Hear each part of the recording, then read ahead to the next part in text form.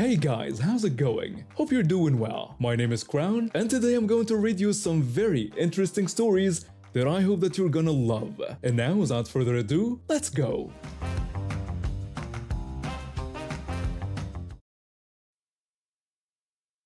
I'm a single dad raising my daughter after losing my wife to cancer 3 years ago. It hasn't been easy, but my little girl keeps me going. She's the spitting image of her mother. Same curly hair, same infectious laugh, and definitely the same fierce spirit. I work as an IT consultant, which means I can usually arrange my schedule around my daughter's school hours. However, this specific Wednesday tested both my patience and my self-control in ways I never expected. It started as a typical afternoon. I picked up my daughter from school already thinking about the presentations I needed to finish for the next day. That's when my daughter told me she was hungry. I told her we'd eat when we got home. That's when it hit me. Our fridge was practically empty.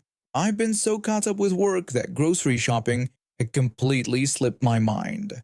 Sprouts was having their Wednesday 10% off sale, and it was on our way home, so I figured we'd make a quick stop. As we pulled into the parking lot, I spotted my friend from the police department getting ready to go in.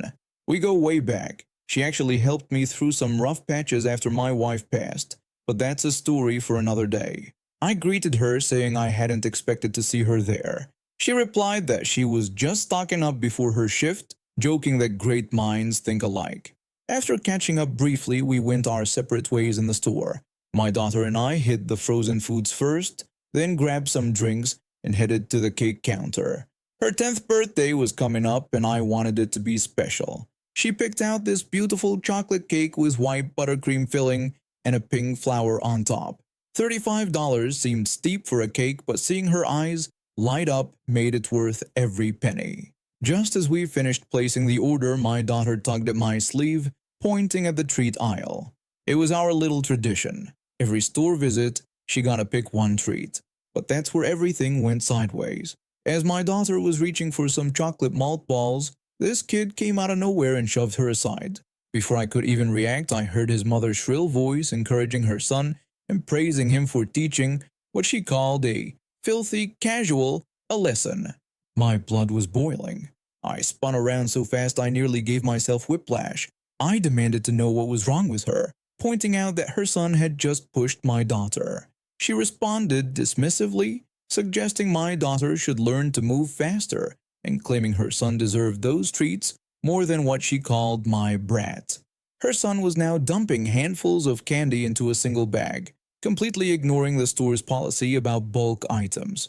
I confronted her about her son assaulting my daughter and her encouragement of his behavior. She responded by threatening to call the police for harassment. That's when my police friend came around the corner with her card, badge already out.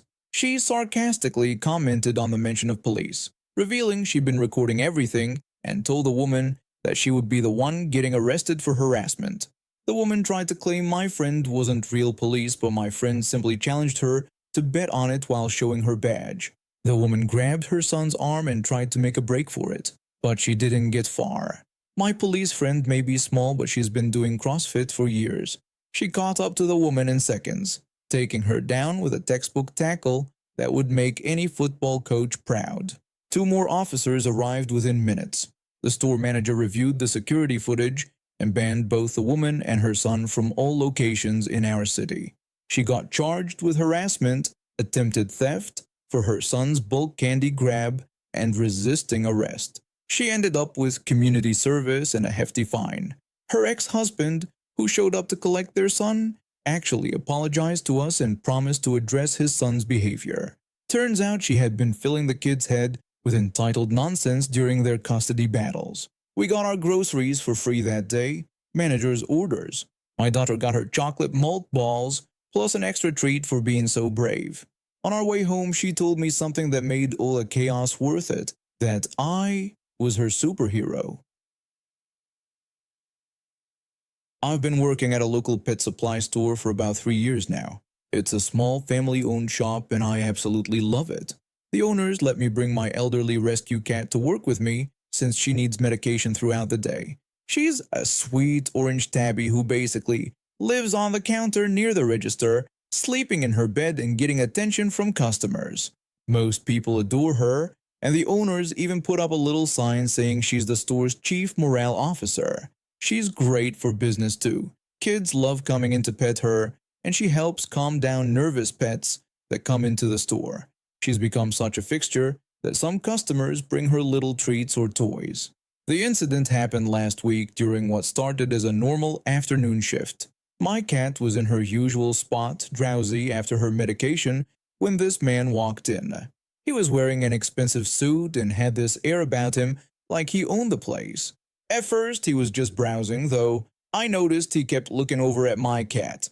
After a few minutes, he came to the counter and asked me how much the cat cost. I explained that she wasn't for sale and that she was my personal pet. He wouldn't take no for an answer and offered me $500 for her. Again, I had to explain that she wasn't for sale and that she needed special care. The man then raised his offer to $1,000, explaining that his daughter had seen my cat on the store's social media and wanted her. He made sure to mention that he always gets what his daughter wants. I told him that I didn't care about the money, the cat was mine and not for sale. He suddenly got really aggressive, leaning over the counter. He started berating me, saying I was just a store clerk and that everything in the store must be for sale. He threatened to speak to my manager. I told him that the owners were already aware that she was my cat and had given permission for her to be there for medical reasons. That's when he actually tried to reach for her. My cat, startled from her sleep, hissed and backed away. I quickly stepped between them, but he shoved me aside and tried to grab her again. My cat scratched him, which only made him angrier. I yelled at him to stop, warning him that he was going to hurt her. He started raging about how the mangy thing had scratched him and threatened to have the whole place shut down. By this point, one of the owners had heard the commotion and came running from the back room.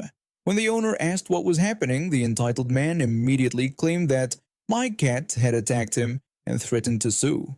The owner calmly told him that we had security footage of him being told the cat wasn't for sale and trying to grab her anyway, and that the police had already been called.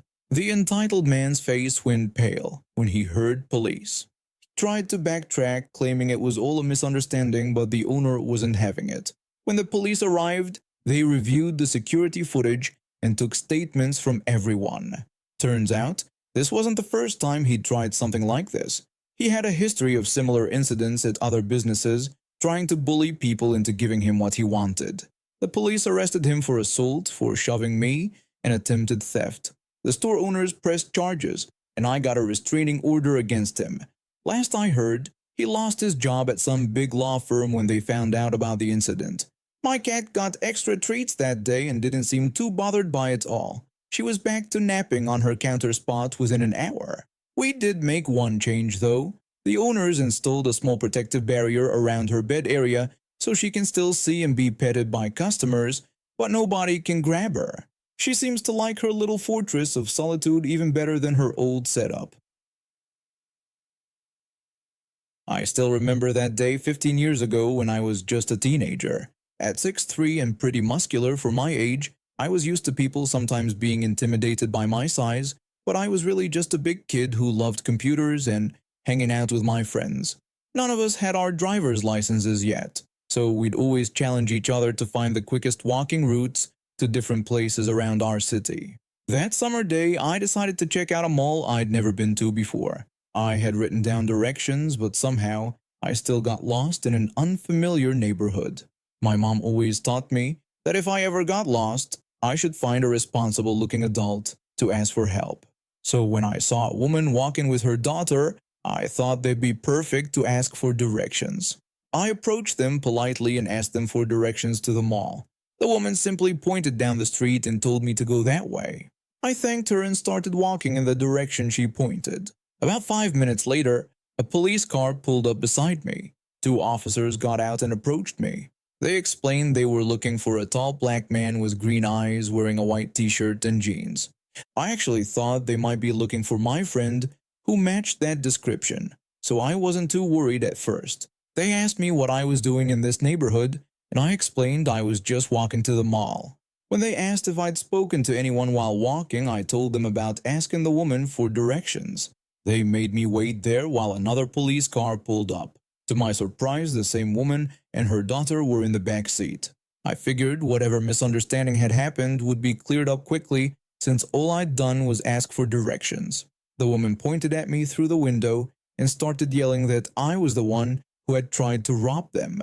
Her daughter was crying behind her, and the woman was acting like I had committed some terrible crime. She went on a rant about how people like me didn't belong in her neighborhood and that the only reason I would be there was to rob somebody. She claimed I had scared her little girl to death and wished out loud that I would spend the rest of my life in jail where I belonged. The officers put me in handcuffs and into the back of their car. I kept trying to explain myself while fighting back tears, telling them repeatedly that I was just asking for directions because I was lost and had never even been to this neighborhood before. I sat in the back of that police car crying, convinced my life was over. I was just 15, but in that moment, I felt like I'd never see my family again. Then a police supervisor arrived. He started questioning the woman, asking her exactly what I had said and done to her. She explained that I had asked her for directions and she had told me which way to go, but she just knew I was going to come back later and steal her purse or worse. When the supervisor asked how she knew I was going to steal from her if I had walked away, she revealed her true colors. She stated that those people always do that, and she told her daughter they were going to do the right thing and make sure I couldn't hurt anyone. She insisted it was a good neighborhood, and people like me didn't belong there. The supervisor's face turned red as he repeated back to her what had actually happened. I had asked for directions. She had given them to me and I had walked away in the direction she had pointed. That was how they knew where to find me. He emphasized that I hadn't threatened her or her child, and it was clear she just didn't think I belonged in the neighborhood. The supervisor ordered the officers to release me immediately. I was still shaking and crying while they removed the handcuffs. The woman continued to protest, shouting about how they were letting a dangerous criminal go. The supervisor informed her that she would need to come to the station with them, explaining that filing a false police report and providing misinformation to law enforcement were serious offenses. He then turned to me and apologized profusely. He even gave me a ride to the mall, making sure I was okay during the drive. Later, I found out the woman was charged with filing a false police report and had to pay a significant fine. She was also required to attend diversity training courses as part of her sentence. The incident made local news, and she ended up having to move away from that good neighborhood due to all the negative attention she received. Today, I'm a successful IT professional, but I'll never forget that day. Not because of what that woman did, but because of that supervisor who took the time to actually listen and question what was really going on. After dropping out of college due to financial struggles, I needed a steady job to support myself. I started as a sales associate at this gift store, you know, the one that rhymes with Rinser's Riffs, and within 2 years I worked my way up to manager. The store was located in an upscale area, which meant dealing with entitled customers was practically in my job description. This one incident happened about 10 years ago, during the Christmas rush. Our store was tiny, barely wide enough to meet accessibility requirements. The setup was simple: registers up front, adult novelties in the back, and everything else crammed in between. During holiday season, it was like trying to fit an elephant into a phone booth. I was running on fumes that day, having just worked 2 12-hour shifts back to back. The line of customers stretched nearly to the back of the store, and my co-worker and I were tag-teaming between ringing up purchases and watching for shoplifters. That's when it happened. A nice mom and her daughter, probably around 8 years old, were waiting patiently in line. They weren't anywhere near the adult section, just browsing the lanyards while waiting their turn. Everything was fine until this woman walked in. Let's call her Karen because that's exactly who she was. The moment Karen spotted the child, I swear steam started coming out of her ears. She immediately started screaming about children being allowed in the store and demanded to see the manager. I dragged myself over, running on nothing but pure retail spite and the dregs of yesterday's coffee. When I told her I was the manager, she looked me up and down like I was something she'd scraped off her shoe. She scoffed and asked if I was about 18, telling me to go get the real manager. I told her that I was actually 22 and repeated that I was indeed the manager, asking what I could help her with. She launched into a rant about how the store was for adults only and how shameful it was to let children inside. I'll be honest, I might have dozed off standing up during her rant. The nice mom and her daughter just kept looking at the lanyards, completely ignoring Karen's existence, which only seemed to make her more angry. I tried explaining to her about our store policy, mentioning the sign at the entrance about parental guidance, and how, being in a mall, we couldn't restrict entry based on age. Karen then turned her attention to the nice mom. She started berating her, calling her a terrible mother, and threatening to report her to child services for exposing her innocent child to what she called filth. That's when the nice mom finally snapped. She turned away from the lanyards, and I swear the temperature in the store dropped 10 degrees. She laid into Karen, calling her a nosy busybody, and telling her that her parenting choices were none of Karen's business. She explained that she'd rather her daughter learn about life from her than from some random kid at school. Then she delivered the knockout punch, suggesting that if Karen found the store so disgusting, she should leave, and maybe explain to everyone why she came into such a disgusting store in the first place. The entire store went dead silent. My coworker froze mid-scan. Even the Christmas music playing overhead seemed to pause in anticipation. Karen's face turned red. She opened and closed her mouth like a fish out of water, unable to form a response. Then, without another word, she spun around and stormed out, nearly knocking over a display of light-up keychains in her rush to escape. The nice mom then apologized to us for losing her cool, mentioning that her daughter just really liked our lanyards. I assured her there was no need to apologize and playfully asked her daughter if she wanted to help organize the lanyard display, mentioning there must be about 300 of them there. The daughter just giggled and shook her head, clutching the sparkly lanyard she'd picked out. The nice mom thanked me for handling everything well and wished me a Merry Christmas, which I returned warmly. After they left, my coworker and I couldn't stop grinning. Karen became something of a mall legend. For weeks afterward, other store managers would tell me how she tried the same routine in their stores, only to be shut down when customers recognized her as that woman who got schooled in the gift shop. Eventually, she stopped coming to our mall altogether, probably finding some other shopping center to terrorize. Dealing with entitled customers like her was exhausting, but moments like these, when good people stood up to nonsense, made it all worthwhile. And now we have reached the end of today's stories. Thank you for watching, and see you next time.